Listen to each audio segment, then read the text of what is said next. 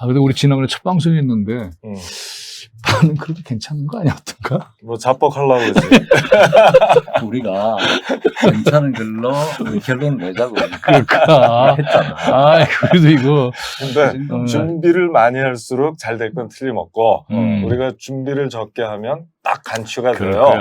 그래서 젊은 사람들이 딱 그 식상할 수가 있지. 잘못하면 우리는 소년이라도. 그래 말이야. 고품격, 흥미, 전문성, 자유분방. 자유분방, 이거 흥미니까. 야, 이걸 어떻게 해봐야 될 텐데 해보자고. 그래가지고 좀 실수도 하는 모습을 보여줬어. 일부러 할 건 없어. 네, 진격의 촛불 삼총사 오늘 두 번째 시간입니다. 광노현, 박재동, 김민웅 이렇게 셋이 뭉쳤습니다. 최근에 어떻게 지냈는지 한마디씩 좀 부탁드리겠습니다. 최근에 그림을 좀 보여드리면 좋겠는데 저는 이게 엊그제 우리 토요일 날 그죠? 시청 촛불 갈수록 이뻐지고 아름다워지고 기세도 대단했고 따뜻해지고 정말 여기 가면은 안방에 온 것 같이 점점 달라져요. 여기서 이제 또 공연도 하고 공연도 하고 윤통아 내려와다오 이런 노래도 부르고 아리랑아리랑 이제 정신대 할머니들 얘기 촛불 집회 오신 분들 성렬이 쫓아내리고 좋은 나라 만들자 이런 것들을 우리가 봤죠. 토요일 집회 그게 뭐 제일 큰 그렇죠. 이야기입니다. 하나 흥미로운 것은 저 그림을 현장에서 계속 그리고 있다는 거. 그러니까. 거기에 더해서 행진할 때도 그려요. 지금 바로 옆에서 계속 보폭과 속도를 맞춰가면서 대단해요. 그러니까. 저는 지난번에 얘기를 했지만 계속해서 제가 이제 세계 체조론 그것을 이제 총망라하는 작업을 지금 계속 하고 있는데 그와 관련된 공부를 하고 있습니다. 저는 좀 쉬었어요. 잘했습니다. 컨디션이 많이 안 좋아서 많이 쉬고 초청 특강 한 3-4개 정도 조직해서 들었어요. 하나는 조영 교육감 모시고 포스트 민주화 시대의 사회 개혁과 교육 개혁. 어마어마하네요. 제목이. 진보 교육감 10년의 내공을 보이는 자리인데 아무튼 많은 사람들의 공명을 받았죠. 자, 그래서 최근에 정세기도 좀 해볼 수가 있는데 우선 이 사법부 얘기했지만 사법부의 판결이 중요한 것도 참 많단 말이죠. 이건 좀 문제가 있지 않나 하는 것도 있지만 그래서 보면은 검찰에게 니네 몇 년 동안 쓴 돈 국민 세금 썼으니까 내력을 다 공개해 판결을 했는데 그 영수증을 또 내용을 다 이제 시민단체들이 승소를 해서 받아냈어요. 근데 내용이 하나도 없죠. 아주 내용을 갖다가 삭제하고 그리고 장소나 뭐 내용은 전부 다 지워버리는. 근데 보면은 윤미향 의원 같은 경우는 몇 년 전에 그 조그만 영수증 하나 빨리 찾아내라고 없으면 그 유죄 판결 내리겠다 이러는 판인데. 내로남불의 극치. 네, 그다음에 이제 후쿠시마의 핵 폐수 방류 또 지금 이제 굉장히 급속도로 진행되고 있는 것 같은데 이 일본 정부의 규탄을 하고 막아내야 될 한국 정부가 엉뚱한 짓을 하고 있는 점. 윤석열이 반국가 세력 발언을 하는 바람에 난리가 났죠. 또 그다음에 추미애 전 법무부 장관이 최근에 굉장히 중요한 발언들을 하고 있는데 그렇죠. 이런 것들 좀 다 함께 엮어서 정세 얘기 좀 나눠보도록 하죠. 무슨 영수증 이게 굉장한 충격이기도 하고 저들이 얼마나 머리를 짜내고 했던 그런 흔적인 고심의 흔적인가 이게 보면 참 우습기도 하고 눈물겹기도 하고 그래요. 눈물겹기도 하고. 네, 그렇게 해서 윤석열이 검찰총장 재직 기간의 것을 몽창 다 없애버리고. 그래서 이제 앞으로 이게 사법 혁명이 일어나지 않을까. 전 국민이 영수증 전부 탈색하는 직업도 생기지 않을까. 문제는 이게 수사할 수 있는 기관이 없어. 문제는. 그러네. 공수처 뭐 제대로 안 하죠. 공수처가 안 하니까. 검찰 안 하죠. 경찰 안 하죠. 그거 믿고 이러는 거잖아요. 그러니까 네. 검경시켜서 겁주고 압수수색 남용해서 그리고 이런 언론과 또 검경이 사실은 언론과 검경이 다 진실을 드러내는 역할을 그렇죠. 하잖아요. 왜냐하면 진실 위에만 정의가 가능하기 때문에. 그들이 카르텔이 됐으니까. 근데 이 진실을 하고 있는 사실은 거죠. 이거는 탄핵을 해야 되는 거죠. 검찰이 탄핵받아야 될 사건이잖아요. 그렇죠. 지금 우리는 탄핵할 수 있는데 탄핵할 수 있다고 생각도 못 하는 거예요. 탄핵의 임무를 부여받은 게 야당인데 야당이 해야죠. 야당이 지금 서면받으면서 그걸 하고 있으니까 단호하게 할 수 있어야 되는데 탄핵하고 왜 안 하는지. 첫째 언론이 이게 이런 정도면 정말 난리를 쳐야 되잖아요. 그렇죠. 네. 전 세계적으로 난리를 쳐야 돼요. 유명이혼의 경우를 한번 돌이켜봐요. 얼마나 난리가 났었습니까? 횡령했다, 뭐 했다. 그런데 이거는 몇십억에 몇백억. 몇백억이죠. 이런 그 돈을 가지고 어디에 썼는지 전혀 모르게, 그리고 현금을 썼는지, 뭐 카드로 썼는지, 어떻게 했는지 전혀 알 수 없게 어디서 밥을 먹었는지, 그냥 돈을 준 건지 이걸 전혀 모르게. 국민 세금 아니에요. 네. 얼마나 고민을 했을까 이 문제를. 이건 엄청난 사건인데 언론도 지금 난리를 쳐야 되는데 그렇지 않고 야당도 난리를 쳐야 되거든. 이 사법의 그렇죠. 질서가 완전히 무너지는 건데. 그 자신의 범죄는 가리고 남의 요만한 건 크게 범죄를 만들고, 그래서 사법의 이 제도 자체를 무력화시키는, 국가를 파괴하는 그러한 일들을 벌이고 있다, 이런 생각 안 듭니까? 윤석열 좋아하는 자유민주적 기본 질서를 완전히 토대서부터 허무는 짓이죠. 내로남불이라는 거는 기본적으로 이중잣대이기 때문에 법의 정의와는 완벽하게 배치되는 거잖아요. 그 내로남불의 극치잖아. 남은 작은 영수증까지 파고 자기는 100억대의 활동비 영수증을 까질 않고 또 일부러 탈색시키고 이런 오만 짓거리를 다 했다는 거니까. 그때 언론이 한 걸 보세요. 서로 다투어서 다 그 매장시키려고 그렇게 노력했는데 지금은 그 어마어마한 범죄잖아요, 이게. 그게 이것을 범죄죠. 엄청난 범죄죠. 사법 범죄야. 국가기관이 이런 짓을 하면 이런 걸 잡아내야 될 게 검찰이잖아. 거기다가 이 보면은 윤석열 정권이 하는 짓이 상권 분립을 철저하게 파괴하고 있다는 걸 알게 되는데, 강제징용에 대한 대법원의 판결도 완전히 무력화시켜버렸죠. 이번에 이 판결도 니네 그거 다 까봐 그랬는데 완전히 무력화시켰죠. 그래서 이 정치검찰의 통치체제가 전면화되는 과정에 있다. 뭐 이게 예견됐던 거 아니에요? 정치검찰의 구테타가 만들어내는 권력이라고 하는 게 이런지 저렇게 뻔하다라고 했는데 이 정도까지 비열하게 한 거죠. 막 가는 거지. 사실 윤석열이라는 사람에 대해서 잊지 않아야 될 거는 이미 검찰총장 시절에 당시 추미애 법무부 장관으로부터 징계를 받죠. 징계 신청을 그렇죠. 받아서 네. 그 당시 징계위원회가 봐주고 봐줘서 정직 2개월을 때렸어요. 거기 이제 단서가 있었죠. 그런데 뭐라 그랬냐면 실제로 내용을 들여다본즉 면직 이상, 그러니까 해임 아니면 파면이라는 뜻이거든. 그렇죠. 해임 아니면 파면이 마땅한 자를 그런 비위 수준인데 이걸 정직 2개월로 한 건 너무 약하다고 판사가 직접 쓴 거 아닙니까? 네, 물론 그렇죠. 선고는 아니지만 방론이라고 그러지만 여간 그걸 안 쓰고는 못 베기겠는 거예요. 그러니까 이 사실은 변하지 않는데 윤석열이라는 사람은 당시 정부 비용 어떻게 썼나, 활동 비용 어떻게 썼나 여기에 대해서 대법원이라든가 행정법원이라든가 이런 데서 다 빠짐없이 공개해라. 국가안보 관련 아니고 수사 관련도 아니다. 그리고 공개하라고 법원 판결이 나왔어요. 그렇죠. 그게 지금 대법까지 온 거 아닙니까? 그럼요. 그런데 버텼던 거 아니에요. 그러면 이 법치주의 핵심은 일단 법원 명령에 대해서는 존중하고 보는 거잖아요. 거기서 시작해야 되는 거죠. 네. 근데 그걸 거부했잖아. 그래서 아까 그렇죠. 권력 분립의 기본을 무너뜨렸다고 그랬는데 이것이 징계 대상일 뿐만 아니라 탄핵 대상이에요. 사실은. 네. 그 당시에도 탄핵 대상이었던 네, 거고 지금도 이 대통령의 탄핵 사유라는 게 계속 쌓이고 있다고 보시면 되죠. 그렇죠. 불법과 헌법 위반인데 여기에 대해서 정면으로 문제 제기를 하고 사법의 정의를 세워야 하는 정치권이 무력한 게 참 안타까워요. 국민들은 전혀 두려워하지 않고 싸우고 있는데 말이 안 되는 거죠. 후쿠시마 핵폐수 방류에서 가장 비웃음을 샀던 게 그 수산시장에 가서 정말 이런 이는 만화라고 봐야죠. 만화라고. 그래서 만화가로서 어떻게 보십니까? 만화가로서 볼 때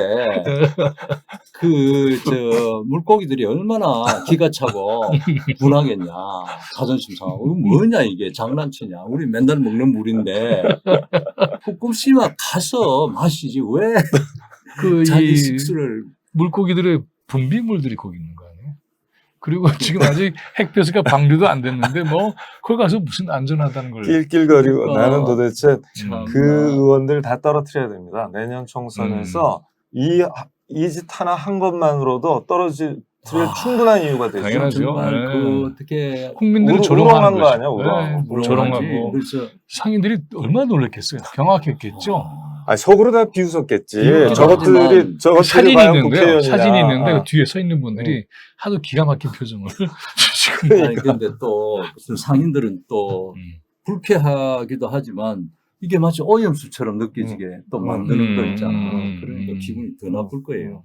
그리고 정작 내놓은 그 정책이라고 하는 것이 안전한 것이 확증이 될 때까지 후쿠시마 수산물 수입을 안 하겠다 이렇게 얘기했는데 아예 처음부터 원천 봉쇄를 할 생각을 하지는 않고 그리고 어떻게 입증하겠다는 얘기죠. 그리고 입증하고 난 다음에 끝이에요. 눈 가리고 아웅하는 거죠. 바다 생태계는 플랑크톤이 기본적인 거잖아요. 플랑크톤은 미세한 방사선에 의해서도 구조가 변형이 돼버려요. 그게 먹이사슬로 생각을 해보면 엄청난 사태가 발생하는 거죠. 과학이라는 게 어떤 게 진짜 과학인지 우리가 몰라요. 과학이 어느 단계에 가면 이데올로기거든. 그건 어쩔 수가 없잖아요. 그래서 과학은 인류애로 하라는 게 간디 선생의 말씀이셨잖아요. 인류애 없는 과학이라는 건 7대 악의 하나란 말이에요. 근데 여기에서는 인류애가 요구하는 게 뭐냐? 인류의 공통 해양이고 인류의 연결고리 아니에요, 진짜. 근데 여기에다가 쓰레기 버릴 권리가 있습니까? 없죠. 누구도 없죠. 더군다나 방사능 핵물질 같은 위험한 아직 과학으로도 충분히 규명할 수 없는 그 연소의 효과들을 특히 해양 인간과 생태계에 자연을 대한 전부 방사선에 노출하게 하는 거니까. 그러니까 그래서 우선 최소한도 일본이 자기가 갖고 있는 모든 자료를 내놔야 돼요. 공개하지 않죠. 그렇죠. 그걸 공개하지 않으면 과학이 성립이 안 되거든. 네. 사실은 지금은 공개해야 돼요. 이 자세가 없는 이상 논의가 진전이 안 되거든요. 사실 과학적 논의를 진전하기도 어려운 조건이에요. 그냥 나를 믿으라는 거 빼놓고는 없는데 어떻게 믿습니까? 자기 비용 절감 장치로 저렇게 하는데 그래서 자기가 생산한 쓰레기는 특히 위험한 물질을 갖고 있는 쓰레기는 본인이 처리해야 되는 게 옳잖아요. 그리고 이게 공유지로 흘러갈 때는 그 이웃들한테 다 허락을 받고 그렇죠. 동의를 받아야 될 거 아니에요. 사실은 이제 태평양 연안 18개 국가, 호주, 뉴질랜드가 들어가 있거든요. 피지 뭐 이런 나라들. 이 나라들에서 지금 일본에 대해서 문제 삼고 있는 거는 그 알프스 처리 결과라든가 알프스 이전의 그런 상황에 대해서 충분한 자료를 지금 내놓고 있지 않다. 그래서 더 이상 논의가 불가능하다. 이런 게 주된 논의예요.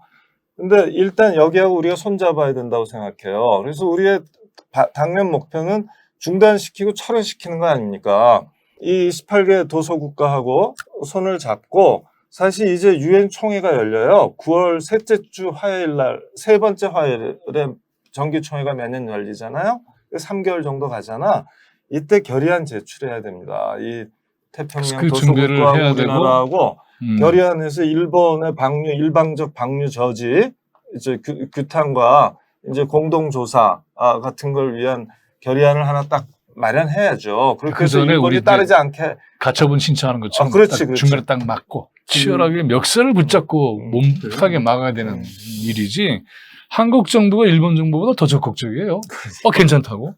일본이 지금 이걸 주장하려면 우선 해야 될 게 그 폐수를 일단 식수로 쓰고 그다음에 농업용수로도 쓰고 공업용수로도 실제로 써야지. 우리는 쓴다. 왜? 안전하다는 걸 확신한다. 그래 놓고 그다음부터 또 조사를 들어가요. 너무 많이 가르쳐 주는 것 같은데. 쓴다고 딴 거 쓰면. 자, 그리고 이번에 방국가세례 얘기 나왔잖아요. 그걸로 난리가 났지 않았습니까? 아까 누가 멋지게 연설했습니다. 대구에서인가? 대구에서. 방국가 시민 여러분. 뭐 하나 보여주고 있죠, 아까 그거. 촛불행동 결성총회를 해서 이제 갔어요. 가서 그 다음에 어떻게 대구에서 촛불이 나오냐고 하는데 대구니까 나오는 겁니다. 그러면서 출발했다고 하고 그렇죠. 예. 그 다음에 우리 김민웅 상임 대표가 연설을 인사 말씀을 했습니다. 네, 제가 이렇게 했습니다. 그러니까 친애하는 반국가 세력 대신 여러분. 다들 이제 복수했는데 이 윤석열 정치검찰 국가에서 우리가 반국가 세력 정도는 돼야 이게 뭘 좀 뒤집어 엎든지 말든지 옛날에 많이 들은 것 같아요. 하지 않습니까? 국가다 하는 말이 있었어요. 그래서 그렇게 이제 말하자면은 반어법적으로 풍자를 했습니다마는 이 자기하고의 의견이 다르면 전부 다 반국가 세력으로 몰았을 뿐만이 아니라 종전선언, 평화협정 이런 것을 주장하는 사람들은 다 대한민국의 정체성을 뒤흔들고 위협하는 그런 말하자면 반국가 세력은 박멸해야 되는 대상이잖아요. 이런 식으로 이제 몰아친 거죠. 우리 뭐 20대부터 살면서 반국가 세력으로 많이 살아왔으니까. 어느 정도 좀 그 상대가 될 만한 비판할 정도가 돼야 되는데 이건 정말 중학생하고 이야기하는 것 같기도 해. 중학생을 모독하지 마시고. 미안합니다. 아니, 지금 저렇게 말하는 사람이 반국가 세력이죠. 네. 우리나라 헌법의 모든 정신들을 위배하고 있는 거 아닙니까? 그렇죠. 네. 우선 통일의 대의를 딱 얘기하고 그다음에 평화국가 헌법의 대통령으로서 헌법이 있는 거죠. 임무잖아요. 굉장히 중요한. 근데 그걸 다 말하자면은 마치 국가를 무너뜨리는 것처럼 만들어버리고 헌법 자체를 완전히 짓밟는 거죠. 그렇죠. 네. 자기가 국가라고 생각하는 거예요. 그래서 30년 전으로 돌아갔어요. 손바닥에 왕자 썼으니까. 그러네. 짐은 국가다. 그리고 전쟁해야 한다. 전쟁을 반대하는 자는 반국가 세력. 평화를 외치는 거죠.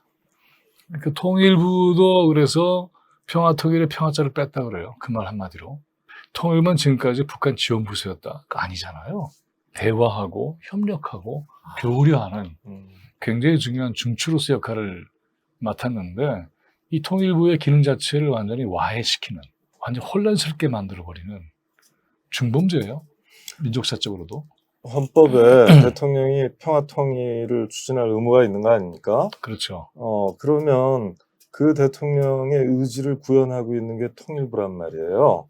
그러니까 그런데 통일부에서 평화 통일에서 만약 평화를 뺐다고 한다면 이건 진짜 완전히 반헌법적인 것이죠. 이러다가 이제 북진 통일하자 그럴까 싶을 정도로 그러니까. 걱정이 돼요. 멧돼지 한 마리가 들어오니까 다 난장판이 나는 것처럼 이런 식으로 해서 우리의 역사를 다 난장판으로 만드는 잡아야 될 것 같아요. 사람을 고통스럽게 만들죠. 어제 제가 이제 최근에 책을 내는 것 때문에 그 우리 출판한 편집 책임자하고 한참 얘기를 하는데 이 편집 책임자가 굉장히 고통스러워하는 거예요. 매일매일이 너무 힘들다. 어떻게 이럴 수가 있는가.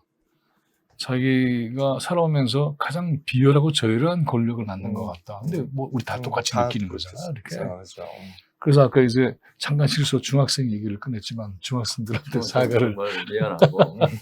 중학생이 아니라 옛날 반공소년. 북진 통일 때려잡자 이런 시대의 중학생이 완전히 권력을 잡고 하는 느낌이에요. 그러니까 보면은 우리 지금 현재의 정치의 가장 큰 비극은 국민의 수준에 전혀 도달하지 못하는 아주 밑바닥에 처해 있는 그러한 인간과 세력이 지휘부에 있다는 거죠. 정말 이 대통령이라고 하는 것이 총지휘 본부인데 거기에 이런 인간이 앉아 있다는 것이 끔찍한 일이다. 피해는 다 현장에 있는 사람들 그리고 달리 자기를 커버하기 어려운 사람들 순으로 피해가 돌아가잖아요. 결국은 그러니까 최약자서부터 아무튼 피해를 보게 돼 있어서 저 꼭대기의 결정 하나가 사실 근데 저 꼭대기에서 결정할 때 밑에 사람들의 얼굴을 떠올리질 않아요. 그 떠올리는 훈련이 사실 공감 능력이거든요. 그렇죠. 네. 그 자기 입장이 어떨 건가 하는 것만 생각해. 그러니까 자기 이익이 뭔가. 그래서 이게 나중에 정치적으로 내가 부담을 져야 되는가? 책임을 질 일이야? 어떻게 이거를 빠져나가지? 부터 먼저 생각하는 거죠. 국가를 운영한다고 하는 것은 위기가 발생을 했을 때 정말 목숨을 걸고 책임을 지는 그러한 지휘부, 지도 집단이 정말 절실하다. 그게 없으면 사실은 국가가 굉장히 어려워지는 거죠. 그러면 국가는 사실 기관을 통해서 움직이는 거기 때문에 그리고 그중에 가장 중요한 기관이 대통령이잖아요. 집행권을 가지고 있는. 그렇기 때문에 대통령의 판단력, 대통령의 그야말로 상식과 정의감, 대통령의 공감 역량, 그리고 지휘 역량 이런 건 너무나 중요한 거죠. 전부 미달이죠. 그러니까 하나도 빠짐없이. 전부 미달이에요. 처음부터 끝까지. 그러니까 매일 소동이 일어나는 거예요. 이게. 우리나라 욕 중에 제일 큰 게 전두환보다 더 잔인하고 박근혜보다도 무능하다 뭐 이런 거 아니에요? 어떻게 보면. 그리고 또 MB보다 더 약삭 빠르고 비열하다 뭐 이런 건데 거의 뭐 세 가지 인물의 체화한 정치적 악덕을 체화한 인물 같다는 평가까지를 받죠. 본인이 그걸 어떻게 견딜지 모르겠네요. 그 알까요? 저는 검찰총장 때나 이럴 때 술 마시면서 하던 이야기들 저기 그런 이야기들 실현하는 거다. 최소한의 상식도 없는 거야. 그러니까 일배들을 안 치잖아요. 그러니까. 네? 국가의 중요한 요소여서요. 그래서 나라를 망치려고 작정을 한 거죠. 이런 상황에서 최근에 검찰개혁의 실패와 관련해서 우리가 역사적으로 성찰하게 만드는 굉장히 중요한 발언이 나오기 시작했죠. 추미애 전 법무부 장관의 발언이 지금 많은 정치적 파장과 충격을 주고 있습니다. 나올 만한 때 나온 게 아닌가 싶네요. 근데 지금 중요한 거는 지금 현재 진행 중인 재판이에요. 네. 이 징계 재판에서 한동훈 검사장을 채널 A 사건이죠. 동아일보. 그 채널 A 사건이 검언 유착 사건 아닙니까? 이동재 기자가 나오는 다들 아실 거예요. 우리 시청자분들은. 그래서 이때 이제 한동훈을 보호하기 위해서 수사 방해했고 감찰 방해했잖아요. 네. 이 두 가지 사유가 면직을 부를 만한 사유고. 범죄죠. 왜냐면 법 집행기관인데 그걸 오히려 방해했잖아요. 네. 맨 꼭대기에 있는 사람이 자기 똘마니 구하려고 또 판사 사찰시켰지 않습니까? 그래서 판사 사찰시킨 것도 징계 사유로 그렇죠. 적당하다, 정당하다 이렇게 판단이 났고 이거를 지금 이제 당시 윤석열 검찰총장이 당시 추미애 법무부 장관을 상대로 소송을 냈잖아요. 근데 법무부 장관이죠. 그렇죠. 법무부 장관을 직위로서. 그렇죠. 한 자인인 그렇죠. 자인이 아니지. 네. 검찰총장이 법무부 장관에게 징계 처분 잘못됐다고 취소해달라고 한 건데 지금은 그 자리에 이제 한동훈이 앉아 있으니까. 지금은 그 자리에 한동훈이 앉아 있는 거예요. 그러니까 그 사이에 검찰총장은 대통령 됐고 검언 유착의 한 혐의를 받고 있는 그 징계 사유를 만들어낸 한동훈이는 지금 법무부 장관을 하고 있잖아요. 그래서 자기가 자기를 부정해야 돼. 그러니까 그래서 불가능한 재판. 이른바 패소할 결심을 굳힌 거 아닙니까? 그렇죠. 네. 그러니까 이건 재판이 아니죠. 그래서 그 재판은 성립하면 안 되는 거죠. 성립하면 안 되죠. 그래서 당연히 법무부에서 중단시켜야 되죠. 그리고 사법부에서 중단시켜야 마땅한 겁니다. 그럼요. 네. 그건 뭐 달리 방안이 없는 거죠. 입장이 충돌하는 것을 푸는 게 재판인데 그렇죠. 입장이 전혀 충돌하지 않는 사람들 앉혀놓고 뭘 어떻게 하겠다는 거예요. 다시 아까 얘기로 정치적인 차원도 들어가자면은 이제 검찰개혁의 실패의 원인에 있어서 문재인 대통령도 좀 고민 좀 해야 된다라는 그런 메시지를 던진 셈이고 또 거기에 머무는 게 아니라 사실은 민주당이 이 검찰개혁 과정에서 전투력이 왜 저렇게 약화되고 지금까지 저러고 있느냐 하는 것에 대해서 사실은 전반적으로 성찰하게 하는 굉장히 중요한 일종의 폭발적인 계기가 저는 됐다고 봐요. 그래서 보면은 검찰 정치가 아까 탄핵 얘기도 했지만은 탄핵도 제대로 하지 못하고 있고 정치검찰 문제에 쩔쩔매고 있고 그 다음에 조국 법무부 장관도 사실은 정치검찰 과정에서 굉장히 중요한 역할을 해야 하는데 중간에 좌절시켜버렸고 그걸 조국의 강 이런 식으로 만들어서 완전히 묻어버리는 이런 형태까지 갔기 때문에 그래서 자기들이 싸울 수 있는 전투 고지를 스스로 해체한 거예요. 저게 보면은. 그래서 저는 이 책임을 민주당의 경우에 또 문재인 정부가 철저하게 반성하고 성찰하지 않으면 그다음 단계로 나가는 건 굉장히 어렵다고 봐요. 그 성찰이 국민적 동의와 이해를 얻어서 그렇죠. 그게 이제 이런 정치검찰의 통치체제를 무너뜨리는데 굉장히 중요한 힘이 되게 만들어야 되는 것이죠. 근데 그 힘을 만들어낼 수 있는가가 매우 중요한데 만들어낼 수 있는 그 논의의 과정 자체를 빼버렸으니까 안 되는 거죠. 지금도 검찰 탄핵이 민주당의 당론으로 채택돼 있질 않잖아요. 그래서 그렇죠. 김영민인가 지금 최고의 연구죠 아마. 그래서 서명받고 뭐 겨우겨우 이걸 수를 맞춰서 어떻게 해보는 그러한 그러니까, 단계니까 검찰이 두려워. 이게 말이 안 되는 것이고 검찰 아니 헌법 파괴하고 있는 그러한 기관에 대해서 법적으로 응징을 하는 것은 입법부의 권한이고 권리고 의무예요. 의무죠. 네, 근데 이게 그걸 안 한다고 한다면 국회와 야당의 존재 이유가 있는가에 대한 국민적 질문이 당연히 있게 마련이죠. 난 지금 이 말씀이 굉장히 와닿는 게 탄핵을 할 것이냐 말 것이냐는 국회의 재량이 아니고 그럼요. 탄핵 사유가 있다고 인정이 해야 되면 되는 거죠. 해야 될 의무가 있다. 그럼요. 이렇게 이해하는 게 맞고요. 저는 어떤 그럼요. 그 시민이 네. 그렇게 댓글을 달아주셨더라고. 제가 쌍크리 특검 그렇지. 그 대신 쌍크리 탄핵 그렇게 했더니 댓글에다가 지금 같은 얘기를 딱 달아주는데 네. 짜릿하더라고요. 근데 지금 우리 김병민 교수가 다시 말씀을 하셔서 내가 다시 상기가 그 됐거든요. 의무를 방기하는 거죠. 검찰 징계법 같은 게 있어요. 그럼 검찰에 대해서는 파면하는 법이 없어요. 징계 일반 공무원한테는 파면까지가 징계 처분의 하나입니다. 해임 파면까지가. 근데 검찰징계법에서는 그걸 싹 빼놨어. 그 대신 탄핵이 들어간 거야. 탄핵 이퀄 파면이거든. 그렇지. 탄핵의 효과는 파면이에요. 지금 가장 무서운 파면이죠. 징계로도 안 되기 때문에 징계 절차 처분도 안 되잖아. 그러니까 더더욱 검찰을 통제하는 데서는 국회의 탄핵 권한 행사가 굉장히 필요한 거예요. 그럼요. 박근혜 탄핵도 그래서 파면한다고.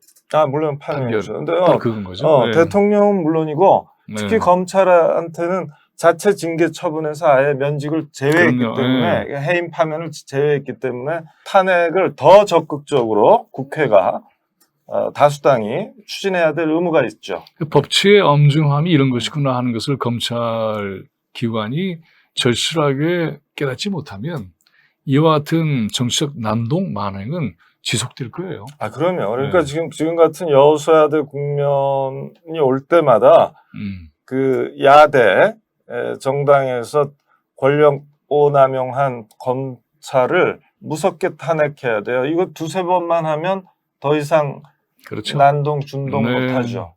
지금 뭐 식물이죠, 식물.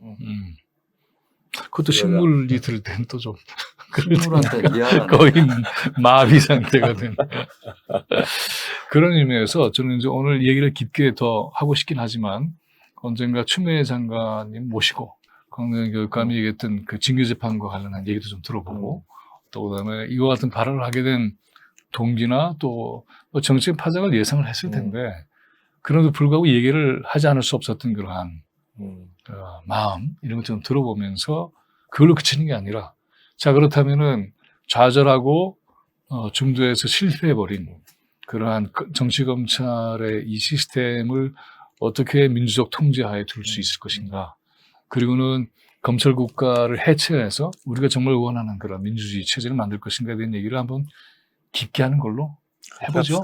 그렇게 합시다. 또 이번에 또 문재인 대통령에 대한 참 씁쓸하면서 그런 참 아픈 마음과 함께 또 우리가 어떻게 해야 되는가 하는 글을 또 썼었잖아요. 맞아요. 굿바이문과 촛불. 다들 그렇잖아요. 뭐 애정과 그다음에 이 복잡한 심정이 있는데. 그렇죠. 근데 저쪽에서 또 이제 이렇게 공격하니까 그건 또 같이 또 그렇게 할 수는 없는 거고 그 책임을 논하되 또 함께 같이 새로운 미래에 대한 기대도 같이 좀 갖는 게 좋을 것 같아요. 좋겠어, 지금.